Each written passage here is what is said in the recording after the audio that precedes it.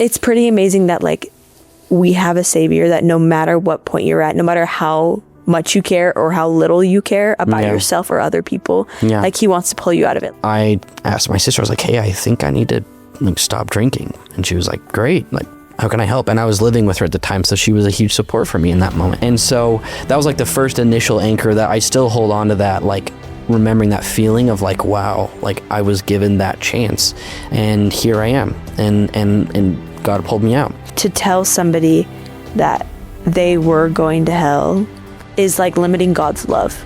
And so I've been thinking about that a lot recently, and why I feel like a weird feeling when I read that was because I feel like people look at people's lives and the lives that they haven't lived before, and they think that they can assume where they are going, what they're supposed to do, and they never realize the change that can happen.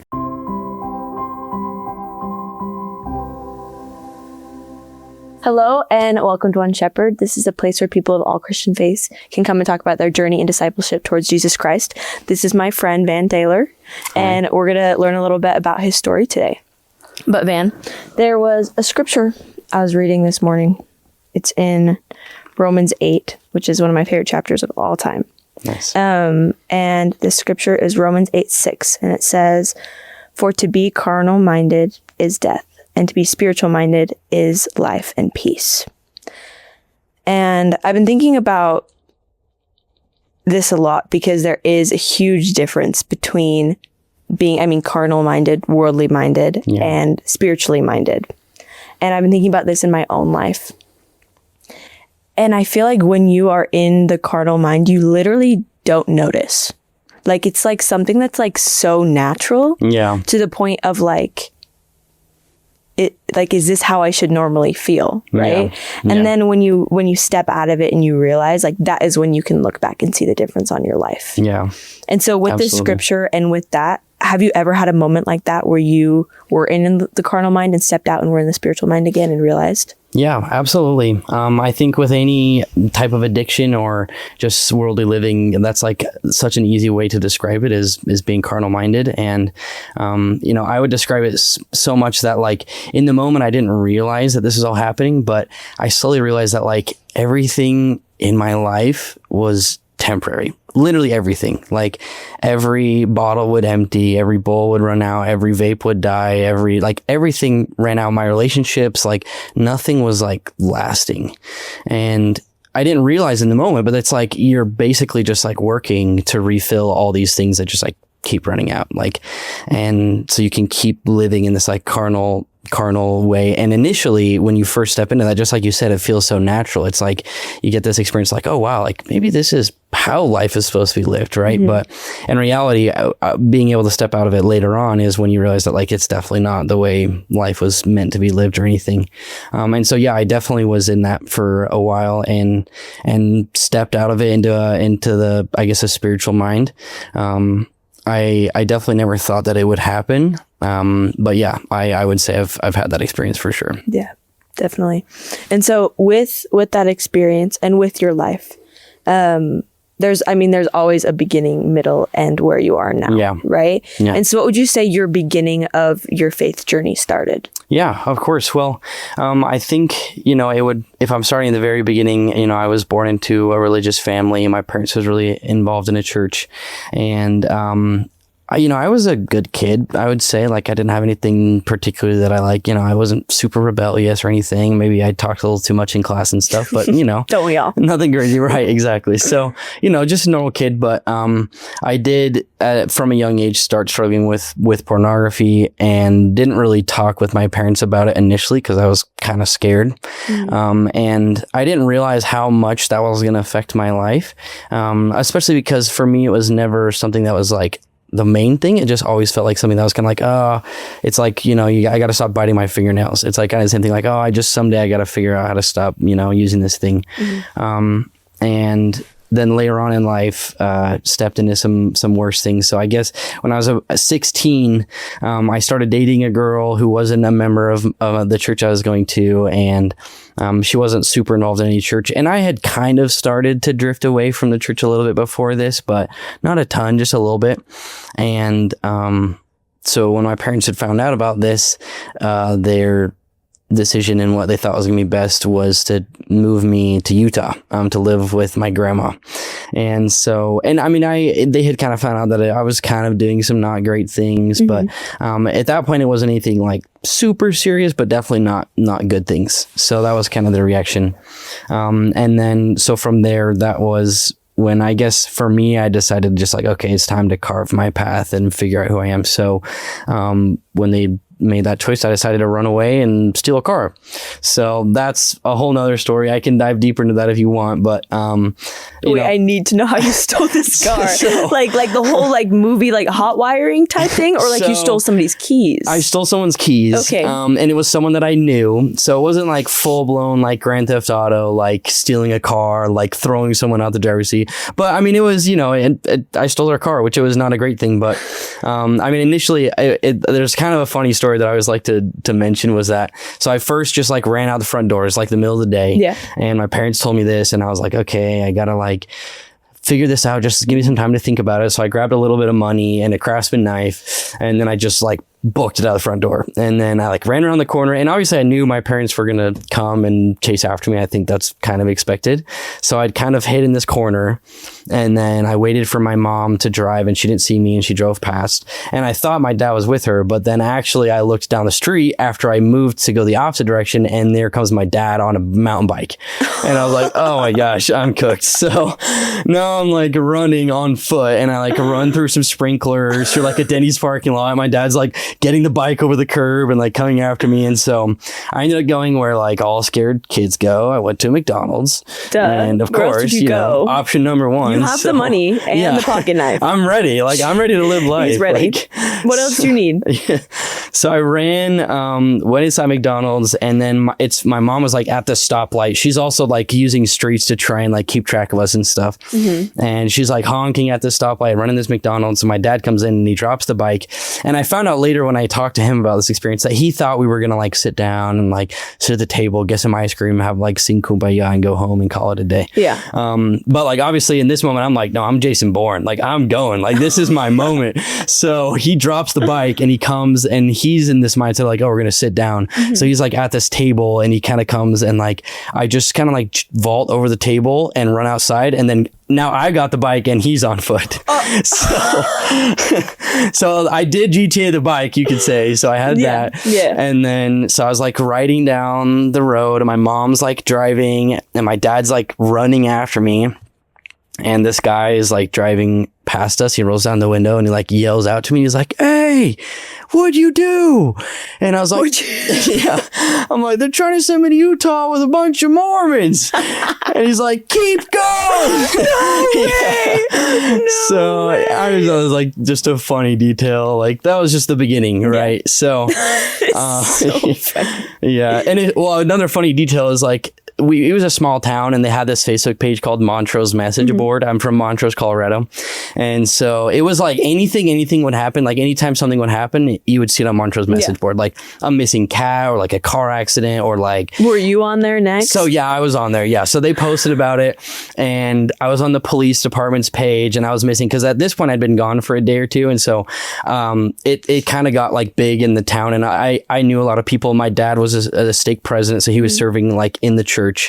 And so it kind of blew up. But anyways, my young men's president was on there like making a comment about the post. And then that guy who rolled down the window and yelled, keep going, like commented, he was like, no, they got the whole story wrong. I saw this kid riding his bike down the street, which was just like such a funny, like a weird detail. My young men's president's like, you don't know the whole story. Like, I mean, honestly, this guy, like, we spoke one sentence to each other. So yeah. So anyways, just like a funny little side story. So so I had the bike and then rode to my best friend's house, which there was another funny little detail there. To not dive into too many details and kind of just go over a couple of funny pieces. I went to a senior center and I ditched my top. I was wearing like a blue sweatshirt or something. And I ended up going to the laundromat and stealing a nightgown so I could like look different. Like I said, I'm Jason Bourne. Step one, change your appearance. appearance. So I like changed my appearance and I'm like this wearing... is a movie. They need to write a movie about your life. I mean, there was a lot. I mean, it's so funny because whenever I get to talk about the story, there's always these like different details that come up, and I'm like, I wonder if I've talked about this yet. But I like cut my pants into shorts, and I put on a nightgown, and then I got back on the bike, and the whole plan was to ride to my best friend's house, which is where I ended up going and stealing. It was his brother's car that I stole. But on the way there, at some point, I'd stopped at a tire shop and asked this guy to give me a ride out of town, and then he's like, "Wait, what'd you say your name was?" And I was like, "Van Taylor." He's like, "Is your dad Nick?" And it turns out he was a member and he knew my dad. So I like ran away from there. And then later when I was going past that same tire shop, there were a bunch of cop cars there. So at this point I knew the cops were like involved and my parents had called the police and stuff. So anyway, so I'm on my way to my best friend's house. I'm riding a bike up this hill. And I look and there's a stop sign up here. There's a sheriff right here and an ambulance coming towards me. And at this point I was like, okay, if it comes down to it, I'm not going to like throw my life away. Like, I'm not going to like get 5 stars and like get into cop chase and all this stuff. Yeah. Like, but I was like, whatever. If they come, like, you know, it's, they got me kind of thing. So this ambulance coming towards me. So as soon as I see them, I just like swan dive off the bike while I'm riding it into this bush. No. And then the ambulance comes and they turn their lights on and I'm like, okay, you know, it's okay. They got me. It was a fun ride. And they're like, "Hey, you okay, little buddy?" And I was like, "Yeah, I just fell off my bike." And they're like, "Okay, have a good day." And I was like, "Oh, okay, all right, I'm good." So, and by then the sheriff had pulled away and everything. So I was like, okay. So, yeah, so then I went to my best friend's house and stole the keys to his brother's car, which was definitely a big mistake for the sake of like stealing a car, which is like a felony, but also for the sake of like, is my best friend and his family. And they'd always done a really good job of like taking me in, and like his mom has probably at least spent like 20 grand on Sonic for just me. Like, she always bought us meals and took us out to McDonald's and stuff. And like, that was the thing that hurt the most later on in life, when I realized that I had like really betrayed their trust when I did something like that. Thankfully, I think we've made up and things are good, and I still am best friends with him, and I've, you know, we're on good terms with the family and everything. But that was one of the big regrets later on. But yeah, so moving on, I stole a car and I ended up driving through going to St. George because my aunt had a vacation home there. Wait. Go ahead. Yeah. You're good. So you did all these things. Uh-huh. Because you didn't want to go to Utah.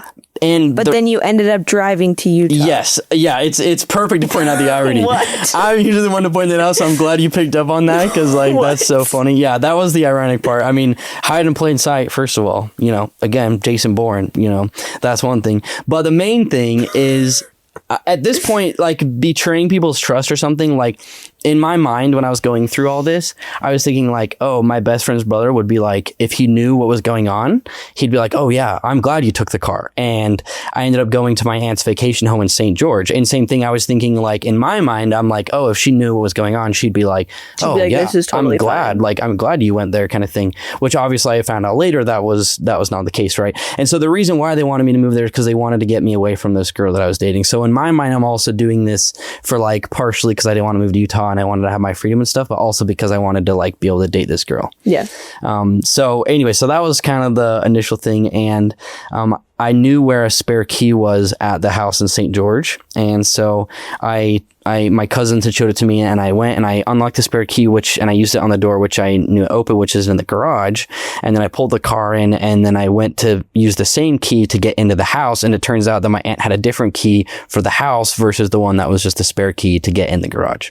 So now I'm like, okay, I'm cooked. Like, I have no money. No, yeah. And I'm like, I'm done. Like, this is probably going to be the end. So I'm like, okay, what am I going to do next? So she had a lawnmower and some gas, and I was like, okay, I could mow some lawns and like make a little bit of money and keep going. And so I like kind of walk out the driveway to figure out like what's going to be my game plan. And I like look down in the grass, and there's just like a faded $50 bill in the front yard. And I was like, oh my gosh, like, this is meant to be. In that moment, I'm like, okay. That's actually crazy. Yeah. Like, I don't think I've ever found like money, maybe like a couple bucks here and there, but like, it's not a very common experience. But to have it happen, and also to be a bill of that value, was like crazy. I don't know a lot of people that just like carry 50s around. That's not a super common thing, right? And so for me, again, that I think that kind of perpetuated my idea of like, oh, this is, if people understood why I was doing this, they would say this is okay, or like agree with me kind of thing. So, and in that moment, I kind of felt like God was like telling me like, oh, hey, like I'm on board with this. Turns out, obviously I learned later on, like maybe that wasn't the case. He also kind of just could have been saving my butt a little bit, keeping me safe, you know, exactly. So now that I had a little more money, I ended up driving to Phoenix and trying to get in contact with one of my friends who graduated. And I was gone for a couple days and all this. So that's kind of how things initially started. Mm-hmm. And then when I came home, part of the agreement for the family that I stole the car from, in order for them to not press charges, they just said like, hey, we just want them to like get some help, because this is probably not like typical behavior, you could say. Yeah. And so they requested for me to like get some help. So my parents found this wilderness camp that wasn't run by the church or anything. It's just a wilderness camp called Anasazi in Mesa, Arizona. Mm-hmm. And so they sent me there for 2 months. So I lived in the wilderness for 8 weeks, and that was a whole nother journey, a whole other like set of stories with that whole experience. But yeah, so to move on and get into the good stuff, that's kind of what set things up. And then I came home and my parents like, okay, we're going to give you some more freedom. And I kept dating that girl, and then we dated for like a year and a half, and then some stuff happened. We broke up like every high school relationship does, right? Yeah. And then I guess kind of an important detail is that she cheated on me, which was part of the reason why we broke up. And then I kind of tried to work through it, but didn't. And I think that was one of the things that initially started like the really like heavy drinking and drug use, and then perpetuated the pornography addiction and things. Just because that was like, you know, even though if there's any high schoolers listening, or high schoolers just know, like a high school breakup is something that like in that moment feels like the worst thing ever. Like, especially when it's like a serious relationship or something, like it's hard to look past, you know, those things. And so that was kind of the initial thing that I think kind of started the spiral down the carnal mind, I guess you could say. And so, yeah, that was kind of, I guess you could say, the beginning. And to explain a little bit of the middle, I ended up getting involved in a lot more drugs, and then ended up, ironically, getting shipped to Utah later on. So I went back, I was in Colorado, we broke up, and then I threw a house party. The house party got busted. I got sent to juvie a second time now. And this time I was there for like a month and a half-ish. While my parents were kind of just trying to figure out like, okay, like what do we do with our son? Yeah. So it was then that they decided like, okay, we're just going to ship you off to Utah. Like no questions. Like I literally walked out of the juvenile detention center. They had all my stuff packed, and my mom drove me straight to Utah. Really? So yeah. And so that would be kind of like the chapter of things in Utah. And they were hoping it was going to be like a fresh start for me. And it wasn't really. I kind of just came here, and like part of the reason why I wasn't a fresh start is because I brought Colorado with me a little bit. When I was in the juvenile detention center, I was on good behavior, so I got permitted to go to my high school and go to some of my classes. They just had to have a cop outside the classrooms and stuff, and like escort between classes and stuff. But I had coordinated with some friends. This is like a wild detail that I don't even know if I've told anyone this, but I think it's an important detail because it helps explain why the middle of the story kind of continued where it was from the beginning. But anyways, I met a friend in a bathroom, and he gave me a vape, and I taped it in a plastic bag on my thigh, because when you're in the juvenile detention center, every time you walk in, you have to strip, and they pat you down, and they like check all your clothes and look and make sure you didn't bring anything in you're not supposed to. But they don't get in like, you know, super close. So I had it taped on my thigh, and it was there the whole drive to Utah. And then I got there, and so that's wild. Yeah. So like a tiny detail, that was something that I think I brought a little bit of my past with me. So I'm always curious to think, if I didn't have anything, if I would have potentially like that could have been a fresh start for me. So not to say that, you know, shipping your kid off or like that is like always the answer, but it could have been in some cases, who knows. But yeah, so that kind of introduced things when I was in Utah, and then got into more drugs and alcohol. And then I don't know how much you want to get into like that stuff, but got involved with like selling some hard drugs and being involved with some like Schedule II substances and guns, and just a lot of not really good things. And there was a point there that I actually tried to come back for a while. I sobered up for like a month. I was living in this apartment next to UVU, and was, just like I said, not involved in some good things. And then I kind of had an experience where I felt like maybe God was like real. And so I moved out and lived with my grandma again, a second time, but this time I tried sobering up, and then it lasted about a month or so. And then kind of fell back into things, and then perpetuated, and then, ended up just becoming like a full blown alcoholic for the next like 4-ish years. I mean, I would say I was an alcoholic before then, meaning whenever there was alcohol, I would drink it. If there was ever weed, I'd smoke it. If there was ever nicotine, like anything that I could ingest, I just was like, I'll take anything kind of thing. And then, when after moving away from Utah was when like alcoholism really became like a heavy part of my life. And I became a daily drinker and was throwing up every day, and just really got into some thick spots. So that's kind of, I guess, the preface to when I then started to have my like spiritual experience. But is there any questions you had about anything? Or from earlier you said that there was a moment where you're like, maybe God is real. What was that defining moment? Yeah. So, to be blunt and honest, I took LSD and had an acid trip and had some experiences that were just like, I still can't really explain. Even now that I have a testimony, I believe in God and Jesus Christ. I just had this like kind of realization of, I guess you could say like the carnal mind or the state that I was in.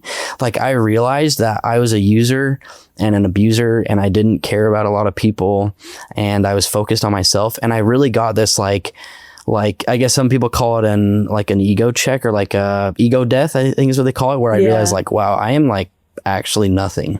And so I was going through all this stuff, and I felt like I was being like attacked by like Satan, and it was like just horrible experience. And like I could not explain like these like forces or things that was going on, which obviously I had taken a drug, so that was like the primary force, right? But I believed like, wow, this is like I'm experiencing things that are not part of this world.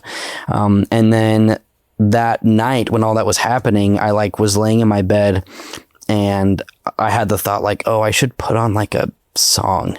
And so I put on the song. I found the song Symphony by David Archuleta.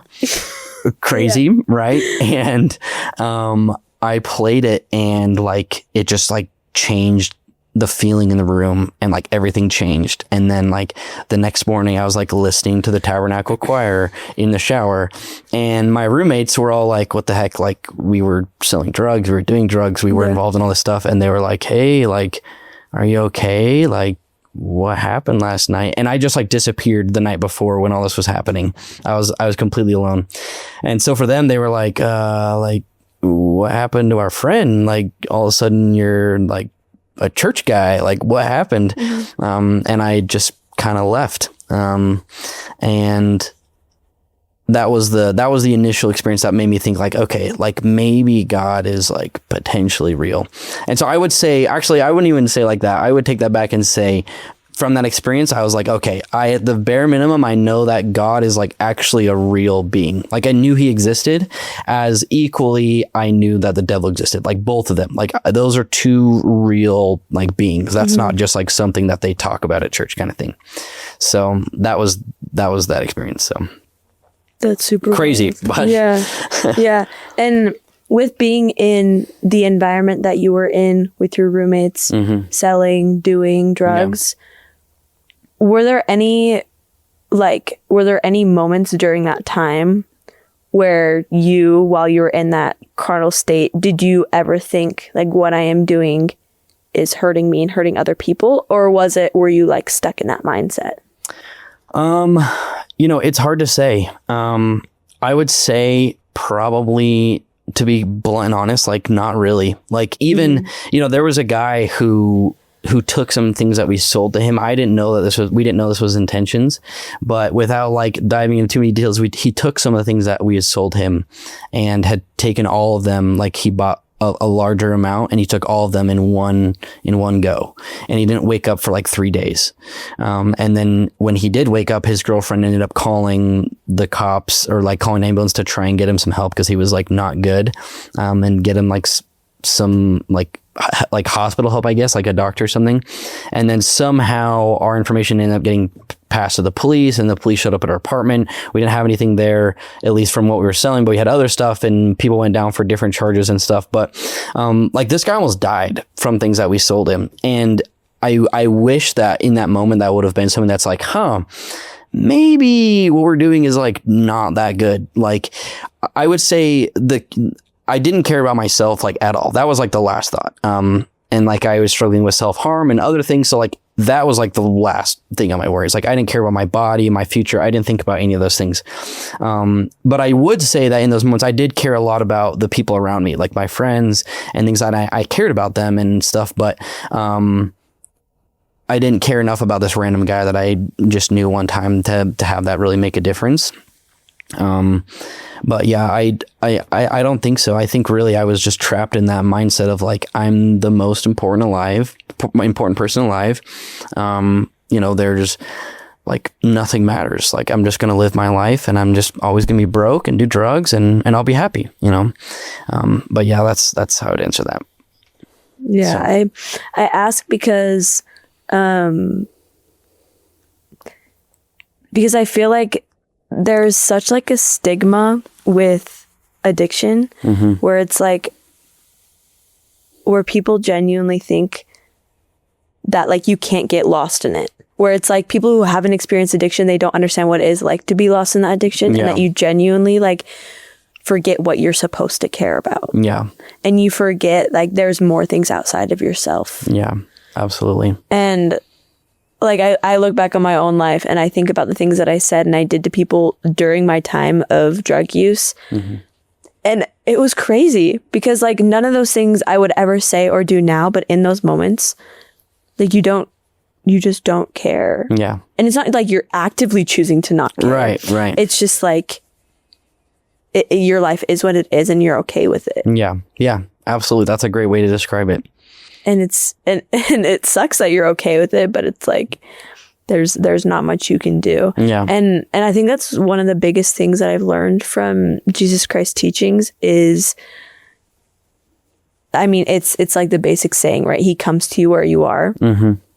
But like that's not a basic saying at the same time. I didn't mean it like that. Yeah. But like it's pretty amazing that like we have a savior that no matter what point you're at, no matter how much you care or how little you care about yourself or other people, like he wants to pull you out of it. Like he gave you that $50. Yeah, he did. So you'd be okay. Yeah. And what you were doing wasn't great. Stealing a bike, stealing a car, doing all those things, it wasn't great. But he was like, well, I gotta help them. I gotta help him out. Yeah, absolutely. Yeah. And I think like it's so easy for us to try and put a scope or like a limit on his capabilities and like who are the people that he could have saved. But we got to remember that we always have agency, but like Jesus Christ is powerful enough that he could have saved Cain. Like he could have changed Cain's decision to kill his brother. He could have saved so many people throughout the scriptures or, leaders or individuals throughout all of history that like the same opportunity for them is the one that's available for us, is the same one was the same opportunity that was available for a prophet or a pope or a pastor or a bishop, like anyone who's in any position. Like we all have the same chance. It's not unfair or like directed. There's no like anything specific that gets you more chances or anything that makes Jesus Christ like pick you over someone else. Like we all have that same opportunity. And I think for a while my mindset was wrong in the sense that I used to say for a while that like everyone, no matter where they're at, if they've left the church or they're not religious or they're addicted to drugs, like Jesus Christ will always give you at least one like solid chance to come back to church. And that was something that I said frequently. But then even this morning when I was thinking about coming on the podcast today, I was like, wow, actually like I did try and come back and then I fell away again. And then later on, I ended up trying coming back like a second time. I think it was like 4 times that I tried like sobering up and just going to a church and finding my path. And it wasn't until like, I think it was the 5th time that like things finally clicked and I got things figured out and I got where I am now. And I didn't realize when I used to say that saying that like, wow, I actually have had way more than like one solid opportunity. I've had like plenty. Thank the Lord above that it's more than one chance. Absolutely. Yeah. The chances don't run out. And I am so grateful for that. Yeah. Because, like, I'm going to be so for real. Like, I look back on my own life and I don't, whoa, my voice is going away. But I don't know if you ever, like, look back on your choices in your life and scared that you may one day return to it. And that's, like, one of the scariest thoughts for me. Yeah. Because, like, where I am right now in my life spiritually is great. Mm-hmm. Like, really good. Yeah.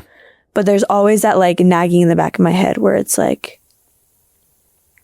well, your life was so much easier. Like, not really, but, like, it was. It was simpler. Like, like it was carnal, right? And it was worldly, and worldly things are so much easier to do naturally than spiritual things. Yeah. And so, like, is that ever something that you're scared of, or and how do you, like, know, or, like, how do you make sure every day that you stay on the path that you are right now? Yeah, absolutely. It's definitely something that I worry about, and I would say more than, like, worrying about it, like, how I've coped with it a little bit is more like being conscious of it, that, like, a lot of people think an alcoholic can someday become a casual drinker, but, like, that's never the case. Like, an alcoholic can never just have a beer or have, like, a sip or go to a bar and not have to be conscious about those things. Like, you can never have a drink again, because if you have a drink again, you're going to fall back in. Like, that's just how it works. And so I think, like, the way that I've coped with it a little bit is, like, just reminding myself that, like, if I were to let a little bit in, like, it would come back. Now, with that same mindset, like, no, I haven't had a drink, I haven't had a smoke since those days have passed, but I have had struggles with pornography. Like, I got things under control for a long time, and then struggles came back, and then I got it under control again, and then, you know, now I realize, because I had a period where I didn't struggle with pornography at all. It was almost like over 2 years that it was like I wasn't affected by it anymore. I fell into the trap of being like, oh, well, I don't have to be cautious anymore. So, like, you know, I would maybe be a little bit more loose on social media and, like, use it late at night or different things like that. And then things kind of creeped their way back in again. And then I got things under control again. And then I realized, I learned from that, like, okay, I cannot have alcohol in my mouth, or, like, no, I can't use social media at night. And, like, that's not something that I'll ever change, because I never want it to come back. And so I think part of what helps me cope with those fears is, like, remembering that, like, am I walking on a razor's edge? It's like, yes. If I slip off, like, am I going to be able to come back again? Yes. And so I think I really had to ditch that mindset of, like, there was one chance, and, like, I've already had plenty of chances. I've already blown plenty of chances. I will have plenty more chances. And I think another piece is, like, I have a cousin named Thomas, and he described to me when he came back from his mission that he had all these experiences that he described as, like ice hooks, that he was, like, if you're scaling a wall as an ice climber, you had these anchors that he put in there, and that there would be times that he would kind of question his testimony or something and fall back on these experiences, like, okay, but hold on, like, what about that time that I felt the Spirit so strong on my mission? Or, like, what about that person who got baptized, and, like, watching their lives change? And so I think, while I'm where I am now, good spiritually, I am just, like, pounding anchors in everywhere I can go, like, putting up pictures of the Savior, telling other people about my story, trying to keep good people around me, so that in the case that I do fall, I have all these pieces in preparations that I've done beforehand to help make sure that I just get back to where I am now. So I really like that. Actually, that concept of the anchors is super cool. What would you say, like, your biggest anchor has been? Since between the time period of when you stopped doing drugs till now, like, what has been your biggest anchor there? Yeah. I think the main one for me was probably be one of my first ones, which was when I did start coming back. So if we rewind a little bit to back when I was an alcoholic, I was drinking and smoking every day, throwing up in the mornings. I would only, like, smoke so I could eat, and I would only eat so I could drink. And it was just this constant cycle every day. And there was a period where I I hadn't gone to bed or gone a day without doing something like smoking, drinking, or doing some type of drug for about 3 years ish. And it was like no day that I'd missed. But this day I missed. Part of it was because I got my wisdom teeth taken out, which even when I did get them taken out, the days afterwards, I still drank, which I shouldn't have. But this one day I was like, okay, whatever. It just, by circumstances, I just didn't end up doing anything that day.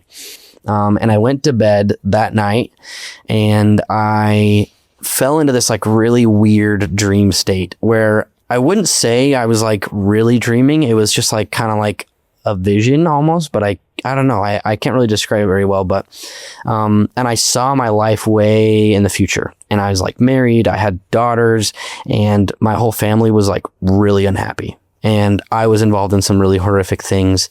And my life had gone significantly worse than where it was at that moment, and like involved in things that at that current moment I never would have imagined I would ever get involved in. And then I found myself in an orange jumpsuit in a courthouse, and I was just pleading with the judge to give me more time. And I just kept begging and pleading to just like, please just give me more time. And I woke up, and normally, you know, like I said, the cycle was like to wake up and smoke and then eat and then drink. And I would start my day around like 1 p.m. if I wasn't working that day. And my body was like, just go back to bed. Like, just go to sleep. That's all you got to do. But I knew that like, I just needed to like stay awake and make like one singular good decision in that moment. And so I did. I stayed up and I took a shower and then I cleaned my room. And then I was like, okay, I need to like move on and do something else. So then, I asked my sister, I was like, hey, I think I need to like, stop drinking. And she was like, great. Like, how can I help? And I was living with her at the time. So she was a huge support for me in that moment. And so that was like the first initial anchor that I still hold on to, that, like remembering that feeling of like, wow, like I was given that chance and here I am. And God pulled me out. Since then, I've definitely had plenty other experiences, even in more recent times. Like just this morning, I was trying to pick a conference talk that I wanted to listen to on the way to work, and me and my wife, we drive down to work together, and I like picked on a talk. I tapped on one, and then I was like, I don't know. I don't really like this speaker. I don't want to listen to it. So I went back, and then I scrolled down a little bit and I handed the phone to my wife. I was like, here, you pick the talk. And then she actually picked the same talk. And I was like, oh, okay. Well, like there's a little nugget, like a little tiny anchor, like, wow, okay, I'm supposed to listen to this talk today. And so I've had plenty of experiences since then. One that I would say that's definitely been like serving a mission. That was like a lot of anchor experiences.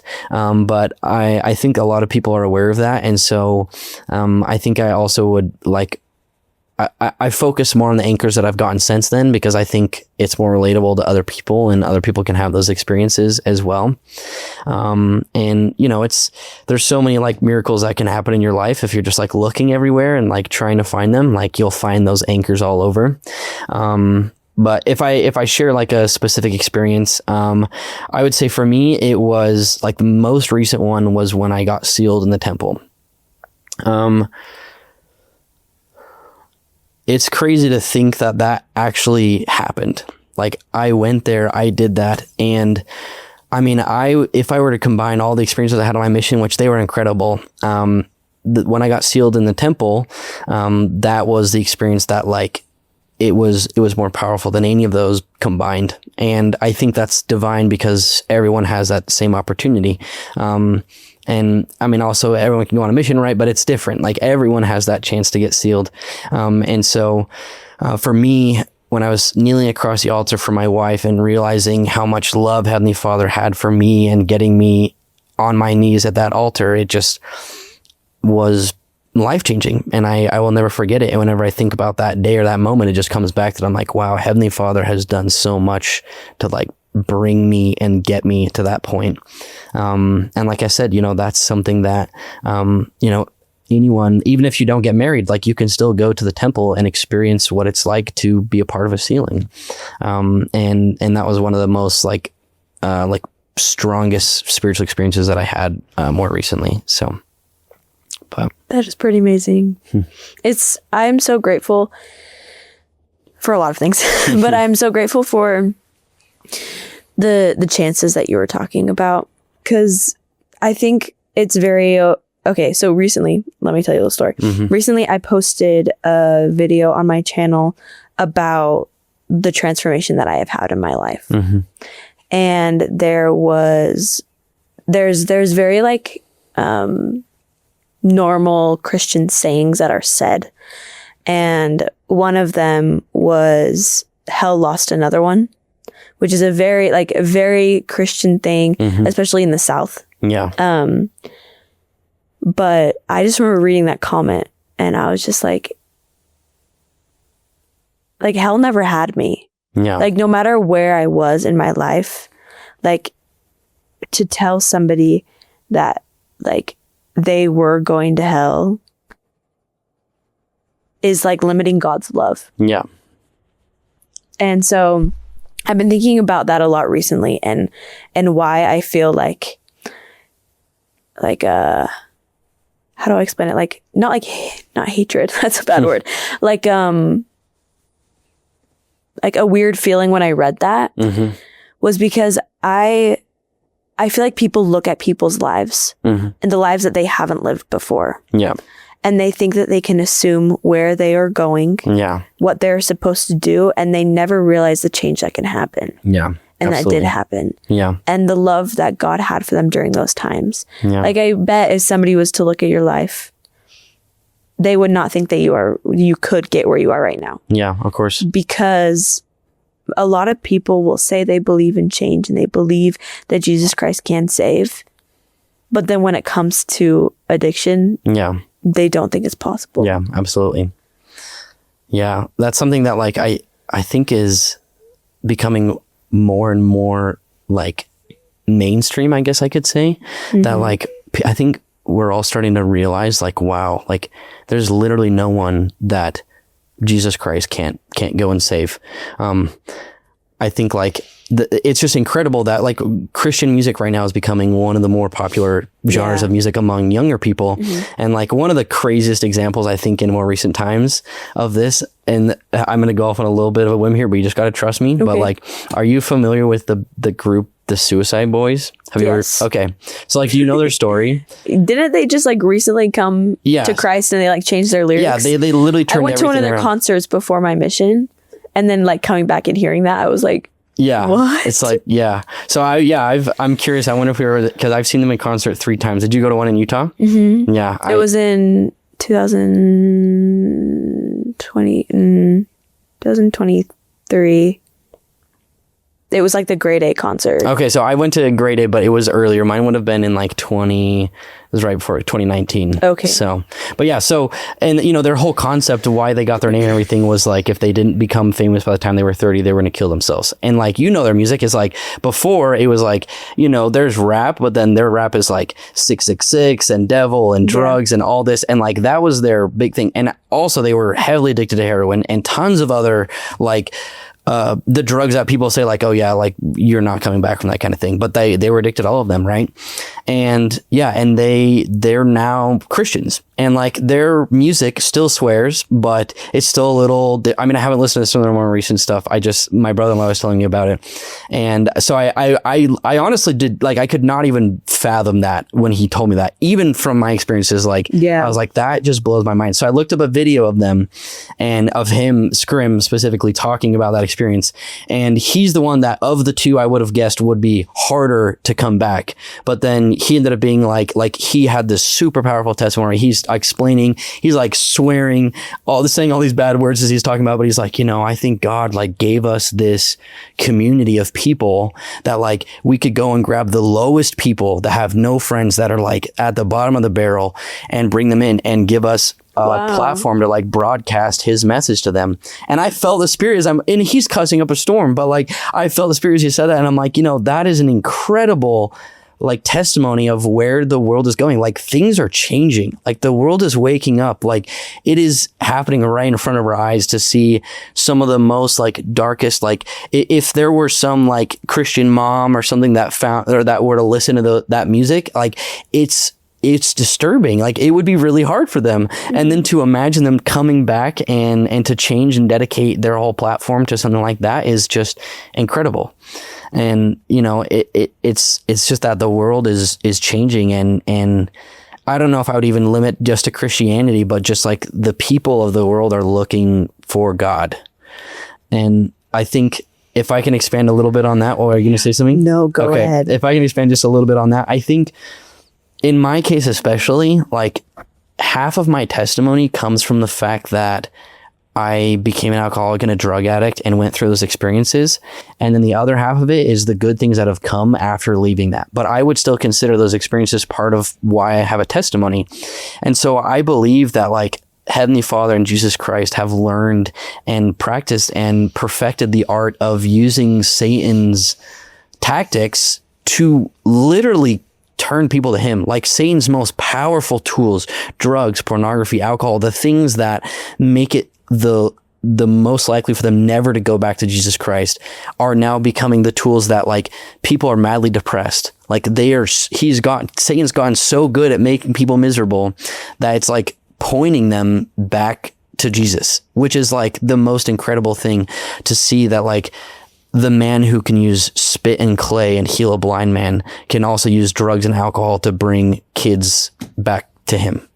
You know, that is an incredible thing. Like we can never doubt or discount God's power because of what he decides to use to bring people back. If it's suicide boys, if it's your depression, if it's a pornography addiction, if it's anything, like this man healed people by telling them to go bathe in a river 7 times, or like touching his clothes. Like if we limit his power by thinking that he can't use those things that people are struggling with to bring them back to him, we're limiting Jesus Christ and his power.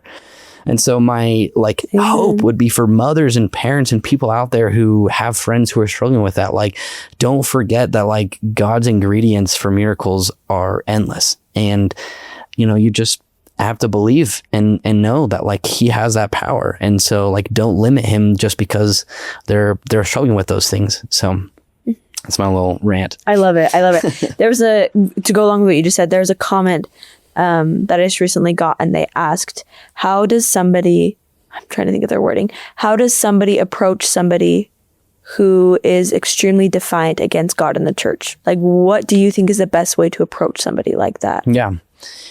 You know, it's honestly like, that's the main question that I think a lot of people who either haven't struggled with that yet or aren't currently struggling with it, like that's what we want to know. And my like honest best counsel and like what I would say is just to like always love them. Like that is always, for me, that's going to be number one. Like I had a sister who, even though she knew I was an alcoholic and she knew I was struggling, she served a mission. You know, she would talk to me when I was high or invite me over to have dinner with her and her family and her kids. And she did so much to reach out to me and to express that love during that time period of my life. And that ended up doing so much to me because I ended up turning to her when I had those questions. And so I think the number one thing is, you want to make sure that those people know that even though they feel that way right now, that you're okay with hearing their opinions. You're not going to be offended to hear them talk about, you know what, I don't believe in God. Like you have to choose to not let those things hurt your feelings or offend you, even if it's someone you love. Like it's really hard to do, but like just to choose like, okay, that's okay. Like I value my relationship with them more than I am worried about what they're going to say is going to do to my testimony. Like you lock down your testimony, talk to them, love them. And then when that day comes, and they do have that time when maybe the door starts to open a little bit and they start to like crack it open and start to think, maybe God is real. Like, who are they going to go to? Like, I wonder, there are people who don't have anyone to go to and they still end up making it. So it's okay if they don't have someone, right? Like, who knows with the suicide boys, if they ended up having someone who was like their mentor or someone they turned to. But I can guarantee that anyone, including them, any person who is going to start coming back will be significantly better off if they have previously established a healthy relationship with someone who they can talk about their feelings with and talk about their questions and opening up the door. So a lot of people think it's about debating, like, oh, if I could prove to them that God is real, then they would believe. But think about it. we're humans, we're naturally prideful. And so like the last thing that someone's going to want to do if you were debating with them, trying to prove that God is real, the second that they start to think God is real, you are like probably the last person they're going to want to go to and admit, oh, by the way, you were right, you know? So I think that's like such an important piece, is that we're humble enough to accept people's opinions, and we can tell them, we don't have to agree with them. We can say like, yeah, that's okay. Like in my experience, like I believe in God and Jesus Christ, but like, tell me more. Like, why do you feel that way? Why do you believe in that? And I think like that it's such a big part of all that is like the right questions. There's the book, The Light and Truth Letter. There's, I can't remember the author, his wife, but they're like incredible. And they went to the Comeback event, and she was talking about how like she learned that she would just ask these questions where they had common ground. Like, okay, her husband decides to leave the church, and she would ask questions like, okay, if you're going to leave, that's okay. What is going to be the best way for us to positively, spiritually influence our children? Which like that has nothing to do with a religion specific or beliefs or anything.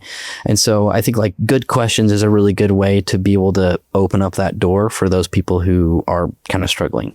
So. And also to show your vulnerability too. Yeah, of course. Because the more I've learned that the more you're open about yourself, the more people are open and okay with you. Yeah. And going back to that question, I 100% agree. Yeah. Just loving them, just listening. And I like look back on what it used to be like for me, and my parents tried so hard. Like they really tried so hard to make me understand what was important and what should be important in my life. And I have had the hardest time in like all growing up listening to adults. Yeah. Like adults have always been like the last people I will listen to. I will listen to somebody my age over an adult anytime. Yeah. And so it really took me, there was a girl that I met, and she was at a visitor center at a temple, and I walked in, and I just remember seeing her for the first time, and she had something about her that I didn't understand. And I was like, what does she have that I don't? Yeah.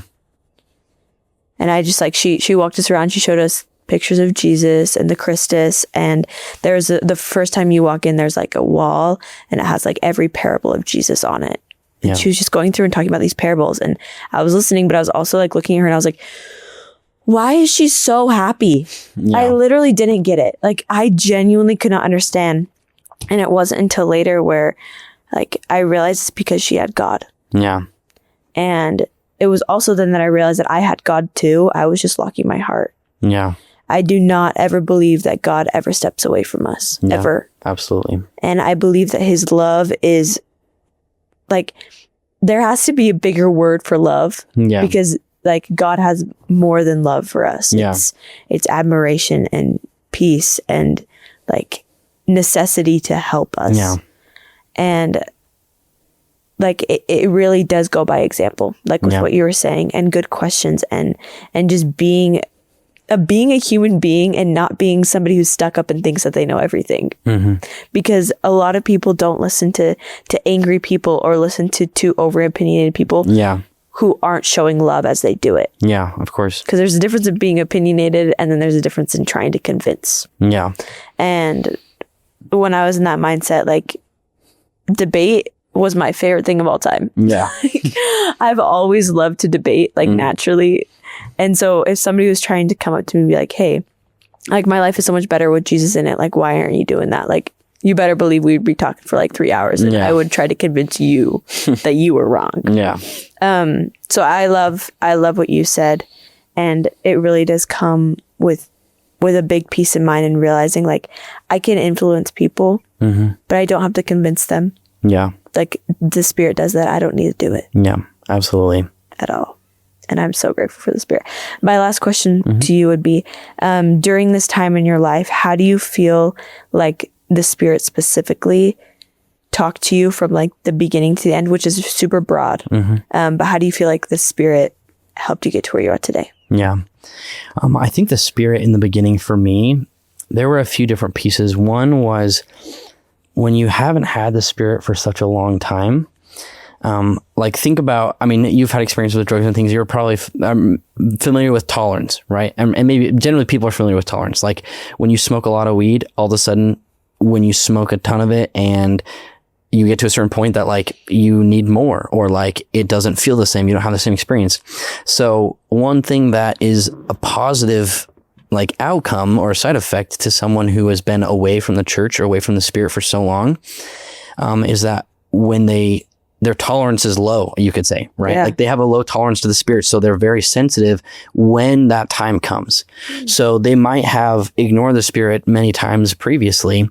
But when they do get a chance to feel that Spirit, like it will be different. Like it will be very noticeable because they've been away from it for such a long time.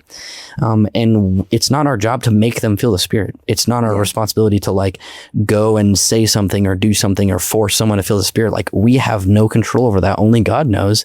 And it's going to happen in the perfect, most divine moment. Like it's a good thing we can't control it. Like it has to be his decision. It's so good that we can't. Yeah. And so that's why in the beginning, like for me, the Spirit was, I wouldn't say like my first initial experience was like burning, my full body was like this. For me, it was really just realizing and like being able to recognize what I felt was right. Because before then, I never really cared about what was right. Like I tried to be a good citizen, but like I didn't really try and ask God or receive revelation or do things that felt like they were right. And so that first decision, what felt like it was right was to wake up and clean my room and take a shower, which is like inherently, that's not like spiritually some incredible decision like reading your scriptures or like going to church. It was something good and small, so simple as cleaning my room and waking up and taking a shower. And then later on, I kind of decided, okay, I'm going to stop drinking alcohol. But then I was like, oh, I'm not done smoking weed. Like, oh, I'm still going to smoke weed, but like I need to stop being an alcoholic. And so then I at this point I had smoked for a little while because of the wisdom teeth thing. And so then when I did smoke, I could feel, now that I'd started making good decisions, I could feel this like disconnect from my body and the Spirit. And I felt that presence like leave. And I was like, oh, like, dang, maybe I'm not supposed to like smoke weed. I was like, okay, well, that makes sense. You know, it's a drug. I'm not in a state where it's legal.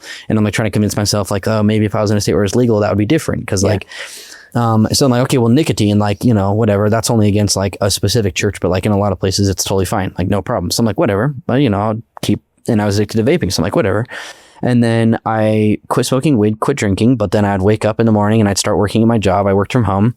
And then, you know, 30 or 45 minutes into my shift, I would hit my vape, and then I could feel that same thing of like this like disconnect. And then it hit me like, oh, like that's what this is. Like this is my body disconnecting from the Spirit. And so then I just started trying to live my life like, okay, what are things that cause that to happen? And I'm going to stop doing them. And so then it led into like not swearing. And so again, for me, those initial experiences in the beginning, we're just recognizing what was good and what was bad and being able to discern between the two. And so that was how it started. Later on for me, when I got on my mission, it kind of in a similar way developed further, where it was between like two good decisions. Like we have that all the time where we have two good decisions. We don't know what to do. And so I felt like almost my entire mission, I never had those experiences where it was like, I prayed and I was like, we need to go there. Like, I need to do this. We need to talk to that person. I need to say this. I had a couple of those, but like the majority of my spiritual experiences, and since coming home from a mission as well, has been praying between two good things and not feeling like God told me to go one way or the other, and just praying about it and thinking about it and then making a decision, moving forward with it, and then feeling like, okay, yeah, this is the right decision. And then the opposite experience of making that decision and then feeling like, actually, I think for whatever reason, I need to make that other decision. I don't know why. Mm-hmm. And so that's really like, that's what the Spirit has been for me.